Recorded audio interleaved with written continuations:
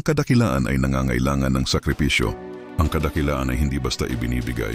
Ito'y pinaghihirapan sa pamamagitan ng pagsubok, sakit at sakripisyo. Sa likod ng bawat kwento ng tagumpay ay may kabanatang ayaw isulat ng marami. Mga gabing puyat, mga umagang kayaga, mga kasiyahang hindi nadaluhan, mga komportableng lugar na kailangang iwanan, mga sandaling mas madali sanang sumuko kaysa ipagpatuloy ang laban. Gusto mong mamukod tangi? Kailangan mong matutong tumayo mag-isa. Kailangan mong bitawan ang madali at piliin ang nararapat.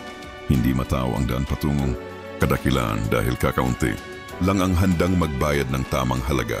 Pero ikaw, kung kaya mong maging disiplinado at manatiling nakatuon sa iyong layunin, kung kaya mong tanggihan ang mga tukso at abala, kung kaya mong yakapin ang hirap alang-alang sa isang mas mataas na adhikain, nasa kamay mo na ang kadakilaan. Dahil sa huli, hindi talento lang ang bumubuo sa mga kampyon, kundi sakripisyo. Kung nakita mong makabuluhan ang mensaheng ito, huwag kalimutang i-like, i-share, i-follow, at mag-iwan ng komento para sa iba pang makapagbibigay inspirasyong content. Maraming salamat sa panonood. Naway magtagumpay ka sa lahat ng iyong ginagawa.